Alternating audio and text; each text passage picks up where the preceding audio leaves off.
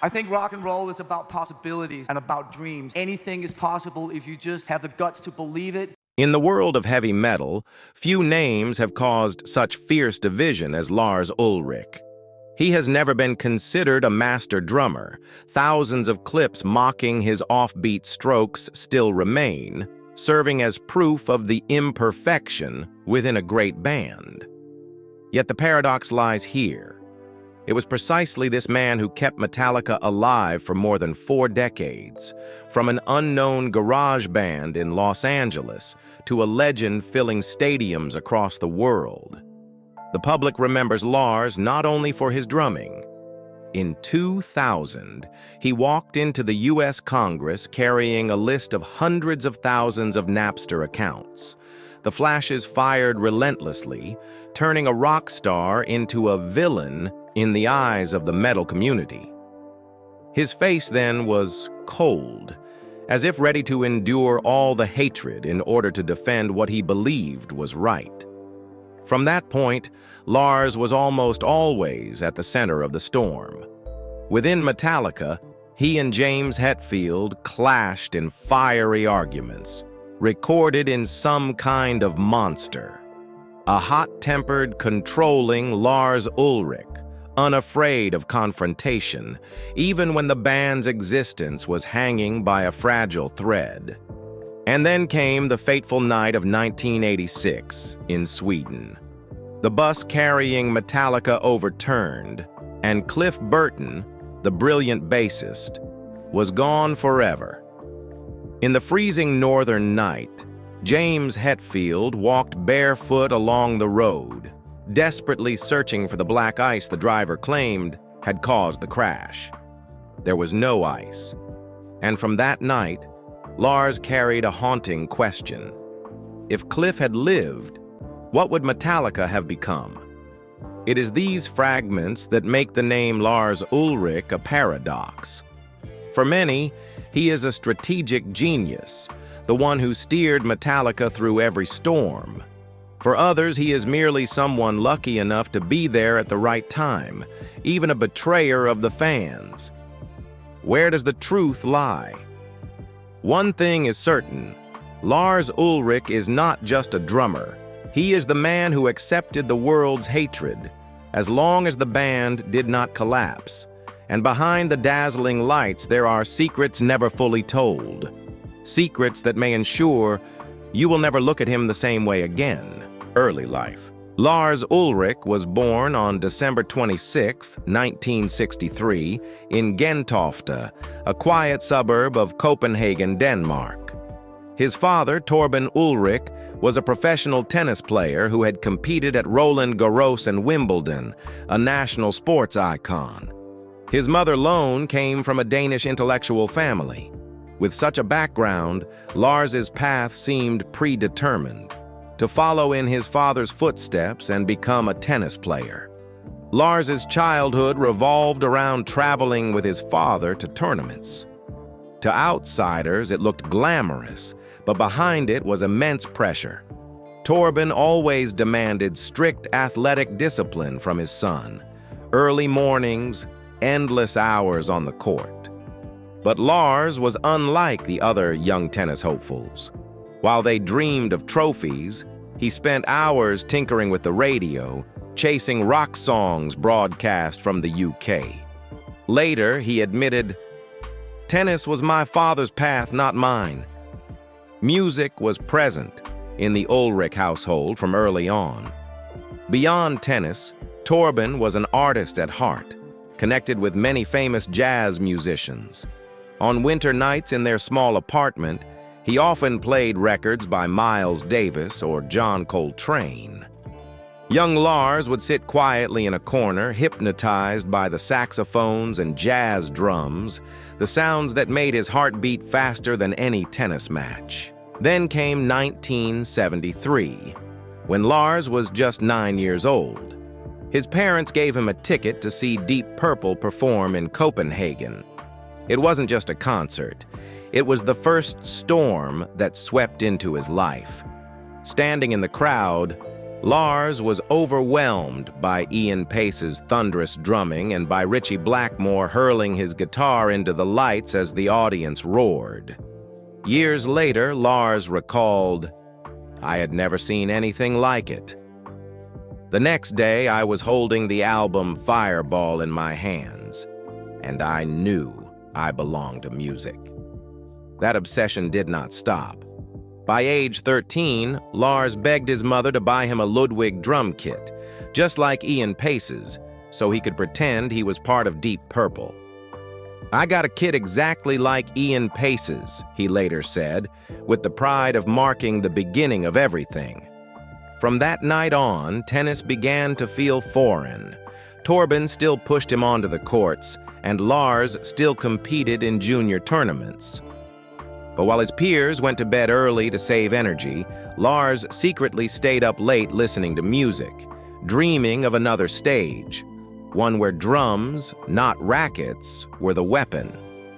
Even during training trips in Florida, he brought along Diamond Head and Iron Maiden records, leaving his coaches baffled as to why a young tennis player would want to listen to such music player was so immersed in guitar riffs. By the time he was 16 or 17, the truth was clear. Lars did not have the talent to become a professional tennis player. That failure was both a shock and a release. No longer did he have to live in the shadow of his legendary father. Instead, Lars poured all his energy into the one thing that made him feel alive: music. It was at this moment that he defined his path. "I began looking for people who could realize the NWOBHM dream I carried. From passion, music became a daily commitment. And that commitment would eventually form one of the greatest rock bands of all time. And it all began with Deep Purple." In 1980, the Ulrich family moved to California. Lars brought with him not only a small drum kit, but also a treasure trove of records. In Los Angeles, he was swept into the wave of the new wave of British heavy metal. Iron Maiden, Saxon, and above all Diamond Head became the obsession of his youth. He once said, "I was so obsessed with Diamond Head that I flew to England just to meet them. When I heard that music, I knew I had found my escape." In his cramped California room, Lars practiced drums for hours, night after night, until the neighbors knocked on the door to complain. But he didn't care. The boy, once forced to grip a racket under his father's stern gaze, had now discovered another form of discipline, the discipline of passion. And it was this fire, sparked by that one night when Deep Purple shook Copenhagen, that transformed Lars Ulrich from a failed tennis hopeful into the heartbeat of the biggest metal band on the planet. And from that small room, Lars began to step out, searching for bandmates, searching for a dream. That was the beginning of the journey called Metallica. Early career. After his family moved to California in 1980, Lars Ulrich was quickly swept up in the new wave of British heavy metal, a movement that was storming across Europe. Yet his original plan upon leaving Denmark was not music, but to follow in his father's footsteps and become a professional tennis player. Speaking on the Tanya's Table podcast, Lars recalled, "I was 17. I came here in 1980. I grew up in Copenhagen, Denmark, and my dad was a tennis player. When I started school at 16 or 17, I encouraged my parents to come up with the idea of moving to Southern California." The family settled in Newport Beach that fall. In Lars's mind, this was to be the springboard that would take his tennis career to an international level. But the shock came sooner than expected. He later recounted with self-deprecation. "In Denmark, a very small country, I had played at many levels and age groups. But when I got to Newport Beach, I didn't even make the top 10 on the street where I lived." That small story was enough to shatter the illusion of a professional tennis career. It was at that very moment that music entered as an escape. Seeing the band Yesterday and Today, later Y&T, perform in 1980 wasn't just another gig. It was like lightning striking the 17-year-old Lars. In that instant, he knew he no longer wanted to stand on a tennis court, but on a rock stage. The experience of stepping out of his comfort zone, starting anew in an unfamiliar place, forced him to grow quickly. Although tennis and metal are almost two completely different concepts, I think I was always destined to become a superstar, in one form or another, he admitted later. With the tennis dream left behind, Lars entered a decisive phase. He recalled, "I started looking for people who could fulfill the NWOBHM dream I had been carrying. To make that dream real, he placed an ad in the Los Angeles Recycler. That seemingly insignificant classified ad brought James Hetfield to Lars's rehearsal room. At first, Hetfield was cautious, but when he heard Lars raving endlessly about Diamond Head and his ambition to bring NWOBHM to America, James realized he had found a partner. Metallica was born in a small Los Angeles room, but from the beginning it stood apart. Unlike many young bands of the time chasing flashy glam rock, Lars and James wanted something raw, fast, and rebellious. They soon added Dave Mustaine and Ron McGovney, forming the first lineup. The name Metallica also emerged during this period. When their friend Ron Quintana sought a title for his fanzine, Lars cleverly kept Metallica for the band and convinced Quintana to use Metal Mania instead. It was a bold and correct decision. In March 1982, Metallica stepped into the spotlight for the first time on a small stage at Radio City, Anaheim. The set list that night was mostly Diamond Head, Blitzkrieg, and Sweet Savage covers, but it also included their own track, Hit the Lights, the first signal of their unique ambition. Only a few dozen people attended, mostly friends and underground metal fans. Yet as soon as the opening riffs roared, the tiny room turned electric. Many stood frozen, jaws dropped at the speed and ferocity unlike anything Los Angeles had seen. Some later swore they knew they had just witnessed something different, something destined to explode beyond garage shows. The biggest turning point came at the end of 1982, when Lars and James happened to see Cliff Burton playing bass with the band Trauma in San Francisco. Cliff's unique use of distortion pedals left both Lars and Hetfield in awe, and even a little scared. Lars recalled in an interview with Revolver, "I had never seen anyone like that. He was so unique that we admired him and were a bit intimidated." Right after the show, Lars and James approached Cliff, determined to persuade him to leave Trauma. Cliff set a clear condition. He would only join if Metallica moved entirely from Los Angeles to the San Francisco Bay Area. It was more than just a condition. It was a fateful crossroads. Had Metallica refused, their name might have forever remained in the Los Angeles garage scene. But Lars knew Cliff was the missing piece, and Metallica decided to take the gamble. The band soon relocated to El Chorrito, near San Francisco, a bold but crucial move. There, they found a burning underground community where thrash metal was quietly taking shape. Bars like Ruthie's Inn, The Stone, and local fanzines became their launch pads. It was in the Bay Area that Metallica merged into a chaotic mix of punk and metal, forging what would later be called thrash, faster, heavier, and more ferocious than anything before. For Lars Ulrich, this was more than the start of a band. It was the transformation of a failed tennis hopeful into an unspoken leader, the strategist, the driver, the one with absolute faith in a kind of music that would change the world. And from those small Bay Area shows, Metallica began writing the first chapter of success in heavy metal history, career success. Metallica officially broke through with their debut album, Kill 'Em All, 1983. It was more than just a record. It was a manifesto. Lars's pounding drums paired with Hetfield's and Mustaine's, later Kirk Hammett's, razor-sharp riffs defined thrash metal. The shows supporting the album, though held in small clubs, always turned into whirlwinds. Fans didn't just headbang, they hurled themselves into one another, creating the first chaotic circles that would later be known as mosh pits.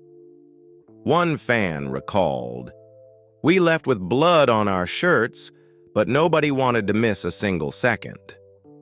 In 1984, Ride the Lightning proved that Metallica was not just about speed, but also depth. Cliff Burton brought melodic bass lines that expanded the language of metal. The ballad Fade to Black shocked many hardcore fans, yet it drew in a whole new generation of listeners. At that time, Lars wasn't only the drummer keeping time. He and Hetfield were also strategizing, touring Europe, releasing the album through Music for Nations, planting seeds for Metallica to become a global phenomenon. With Master of Puppets, 1986, everything exploded. The music had matured. The lyrics delved into themes of control and manipulation, far beyond the party rock cliches of the era. The album quickly sold millions and was hailed by critics as a masterpiece. On stage, Metallica was no longer underground. They were conquering arenas. Lars sat behind his kit, hair flying, arms relentlessly striking. He was the heartbeat of the band. A Kerrang journalist wrote, "You don't listen to Metallica. You're consumed by them." But 1986 also brought unimaginable loss. The death of Cliff Burton in a bus accident in Sweden. For Lars, it was the moment he questioned whether Metallica should continue. Yet rising above tragedy, the band decided to move forward, not only for themselves, but for Cliff's legacy. Jason Newsted was invited in, and though controversial, Metallica kept marching on. In 1988, they released And Justice for All. It was ambitious, complex, but also divisive. The bass of Newsted was nearly erased from the mix, a decision many fans believed was enforced by Hetfield and Lars. Even so, the album was a major success, earning Metallica their first Grammy nomination. At the 1989 awards, everyone thought Metallica would win. But when the envelope was opened, the winner was Jethro Tull, a shock that sparked boos and media ridicule. Lars later admitted, "We thought they had read the wrong name." But that's how America discovered Metallica, through a bizarre joke. Few knew that in that very moment, Lars slammed his fist into his chair, burning with both anger and humiliation. He understood that the Grammys saw Metallica as outsiders, and he swore never to let the band be disrespected again. The real explosion came with the Black Album, 1991. It wasn't just an album, it was the turning point that changed Metallica's entire trajectory. For Lars, it was a gamble. He believed the band needed to move beyond traditional thrash to reach the mainstream.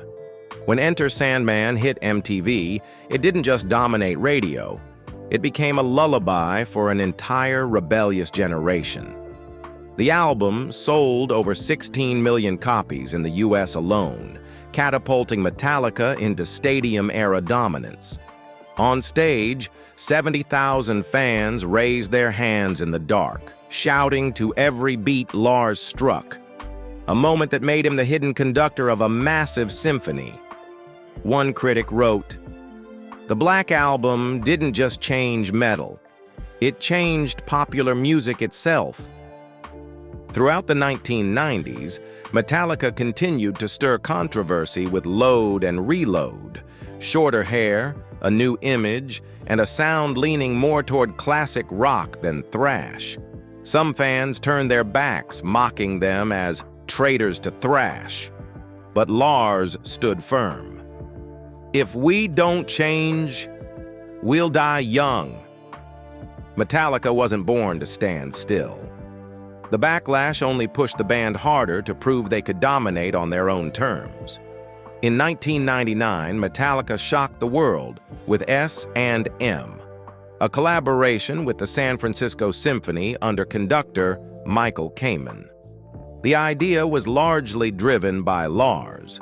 He wanted to prove that metal could stand alongside classical music. The Berkeley performances became historic moments, where Master of Puppets and Enter Sandman fused with violins and brass, elevating Metallica beyond the limits of rock. From small rehearsal rooms in Los Angeles, from an anonymous ad in the recycler Metallica, with Lars Ulrich as the hidden conductor, rose to become the greatest metal band on the planet.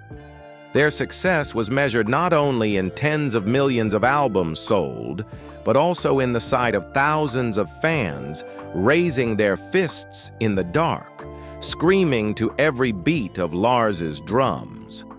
Yet behind that glory, shadows were waiting, and soon they would drag Lars into the very heart of the storm.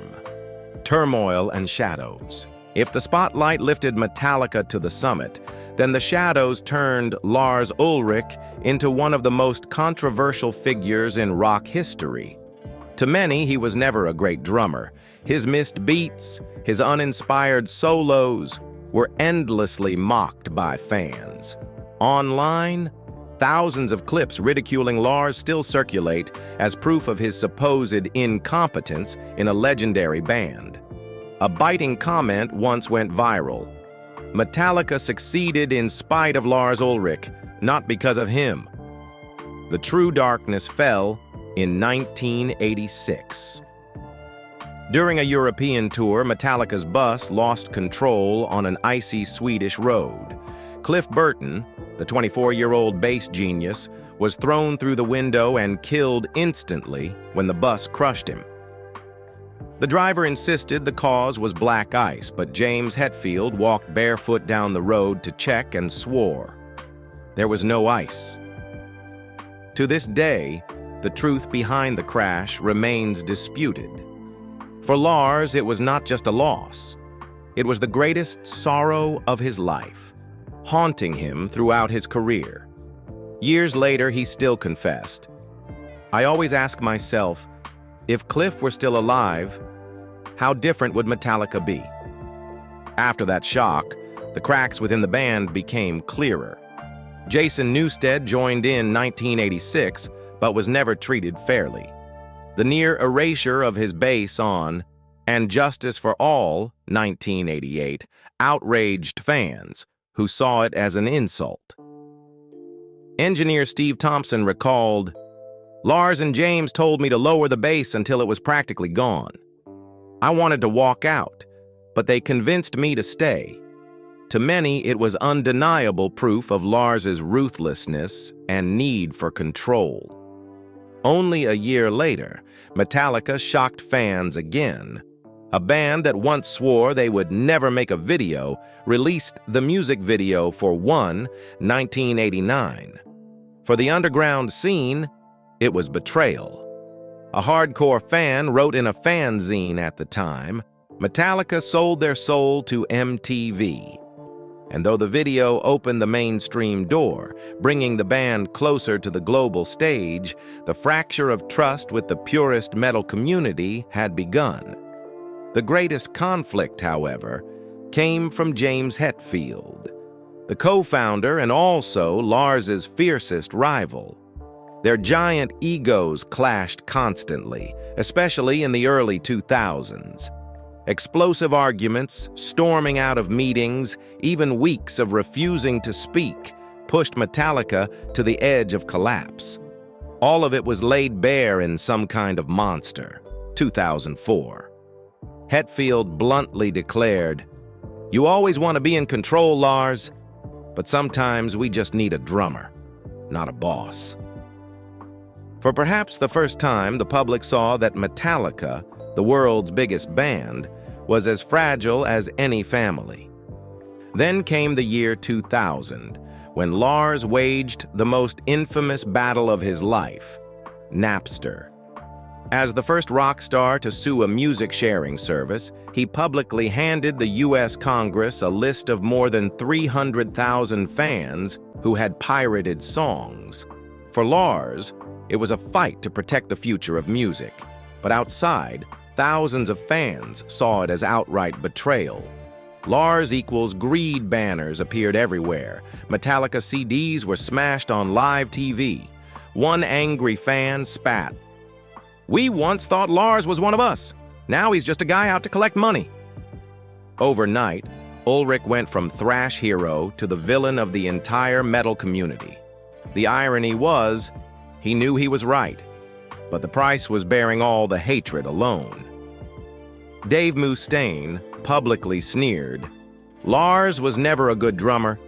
He was just good at manipulation." On metal forums, Lars the businessman was mentioned more often than Lars the drummer. In the heavy metal world, Lars Ulrich exists as a living paradox, mocked yet respected, hated yet indispensable. If Metallica is a massive ship, then Lars is the captain who dares to face every storm. Even as he walks out of the Napster hearings, ears covered to block out the boos echoing from thousands of fans outside. Personal life. Behind the arguments and the stage lights, Lars Ulrich emerges as a different person, sensitive, complex, and at times fragile. He has been through 3 marriages, each leaving its own mark. His first marriage, to Debbie Jones in 1988, fell apart after only a few years, just as Metallica was ascending to superstardom. Endless touring, his addiction to the adrenaline of the stage, and the strain of internal band conflicts quickly unraveled the relationship. In 1997, Lars married Skylar Sattenstein, a young and ambitious physician. This marked a turning point in his life. For the first time, he became a father.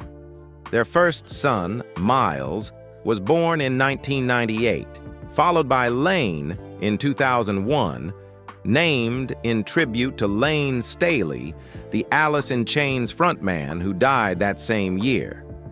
Friends saw a different Lars then, still fiery and full of energy on stage, but at home, a patient father willing to stay up through the night to lull his children to sleep.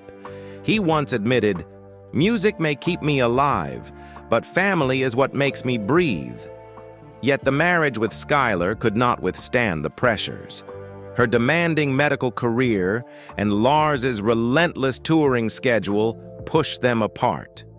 Their differences, one seeking stability, the other accustomed to the chaos of rock, became insurmountable.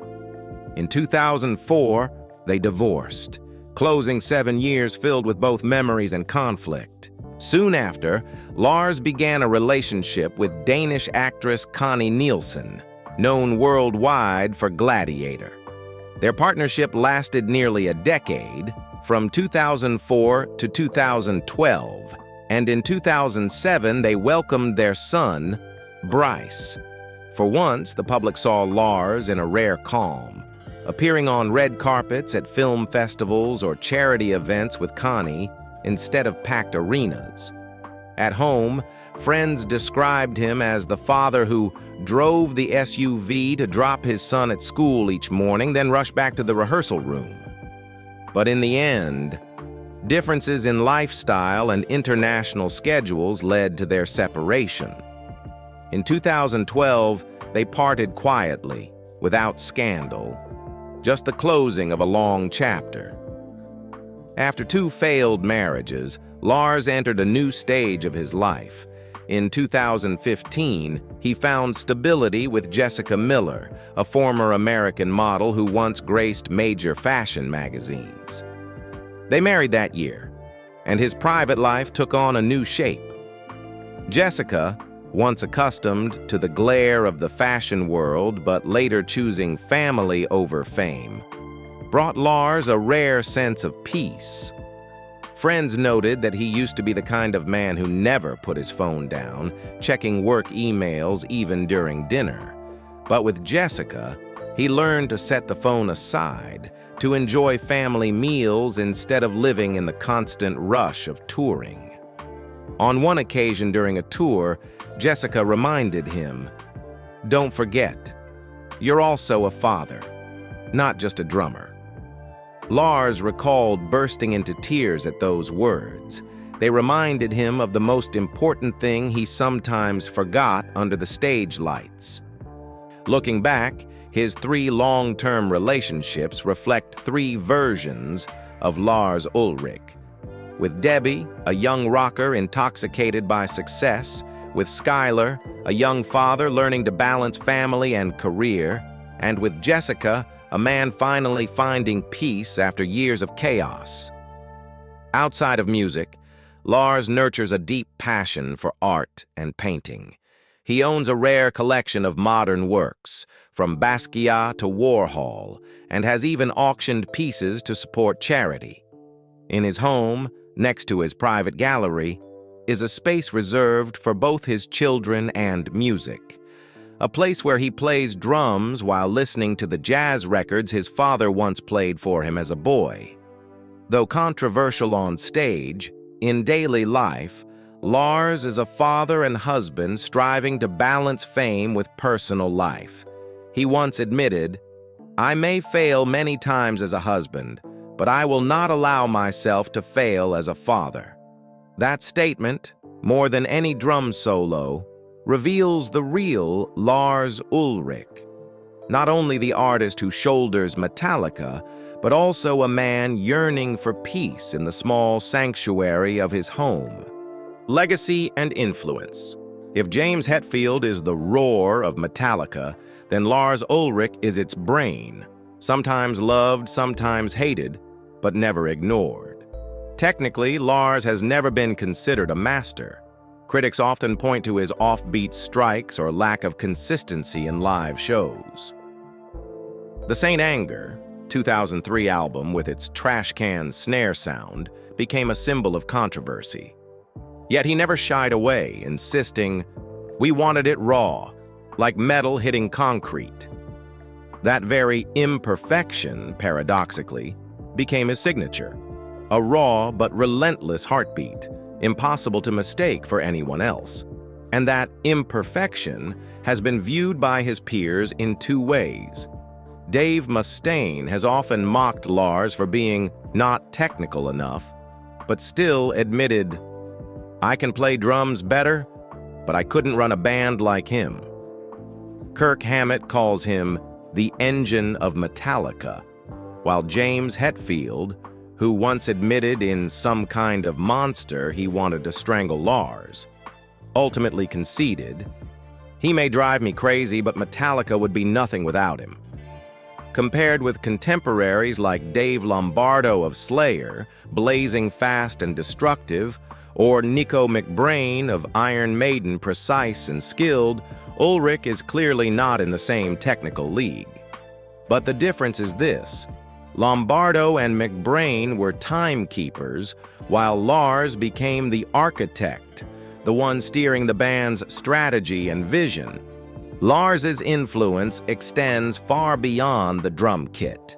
In 2000, he walked into the U.S. Congress holding a list of more than 300,000 Napster accounts.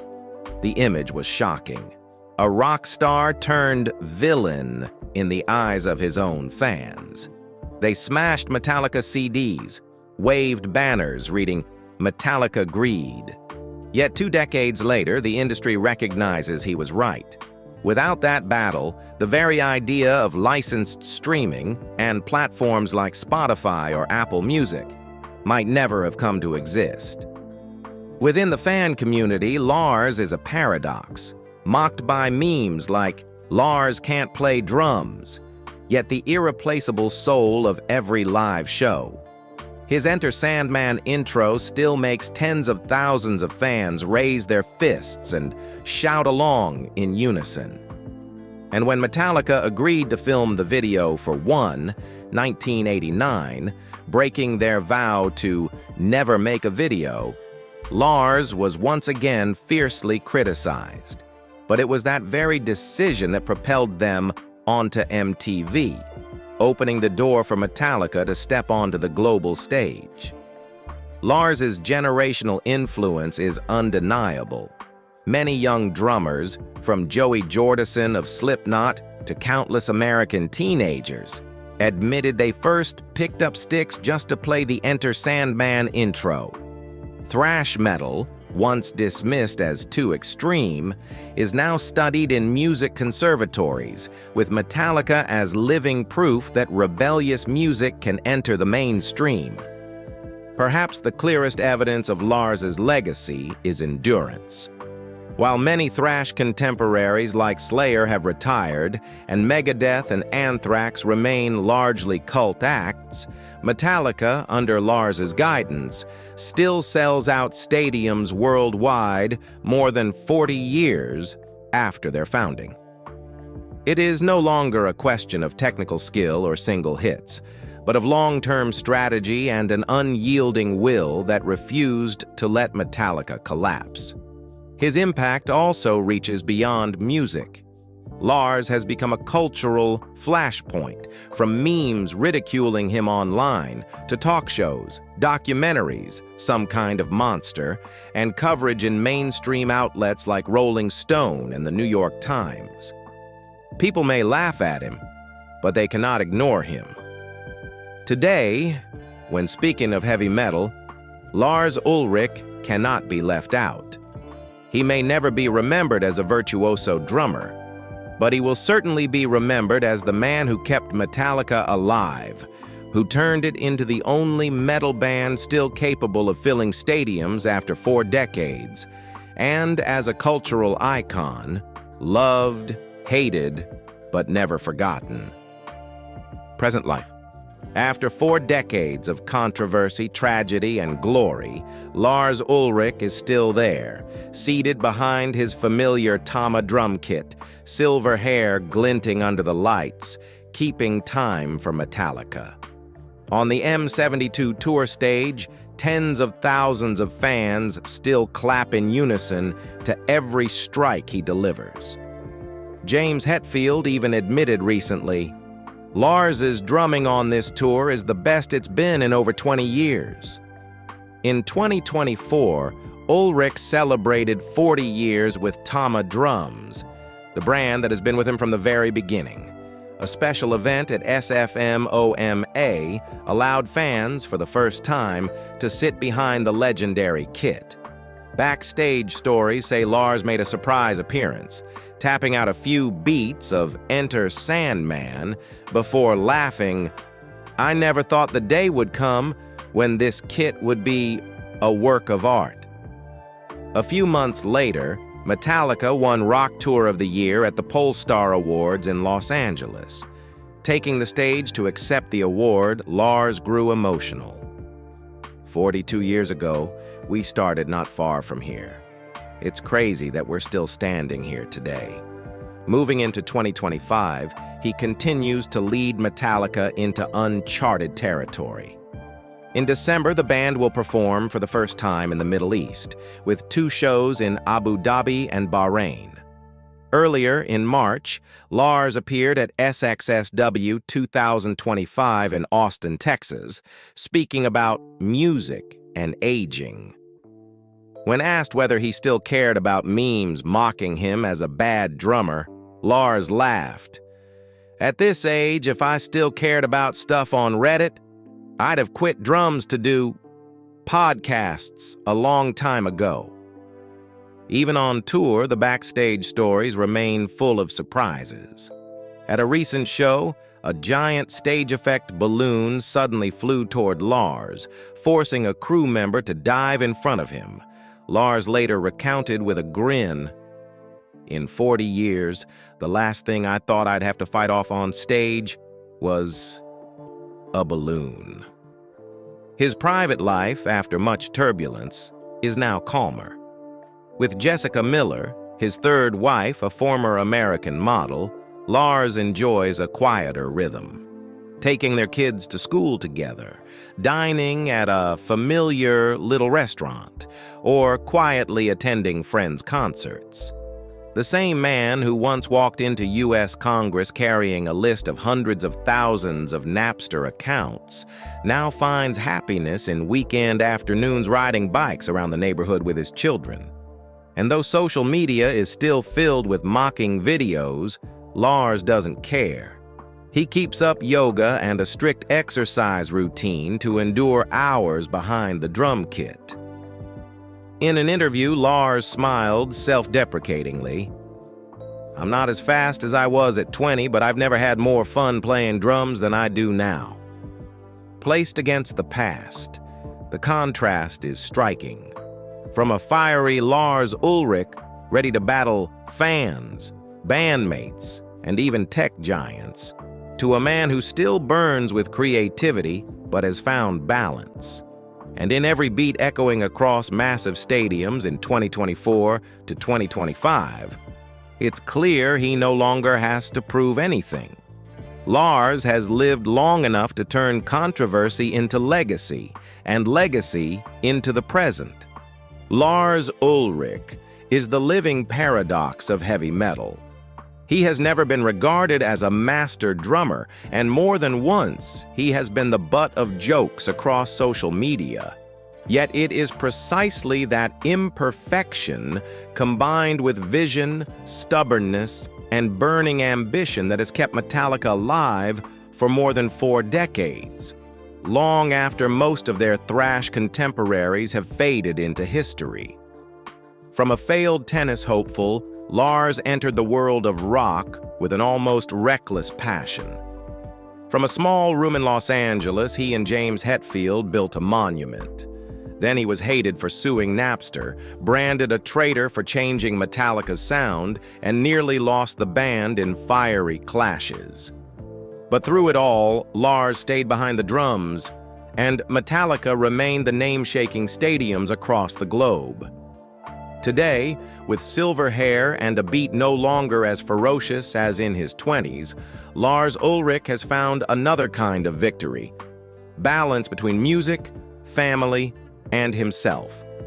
Every fist raised in the dark, every voice shouting along to his rhythm is proof enough of his legacy. The image of Lars bowing quietly backstage, sweat streaming down his gray hair, is perhaps the most beautiful testament to a life lived entirely for metal. Love him or hate him, one truth cannot be denied: Lars Ulrich is the heartbeat of Metallica. And the final question left for us, the audience, is this. When you think of Lars, will you remember a controversial drummer, or a man who bore every criticism to keep the world's greatest metal band moving forward? Share your thoughts in the comments below. And if you found this story worth remembering, don't forget to hit like and subscribe to join us on the next journeys ahead.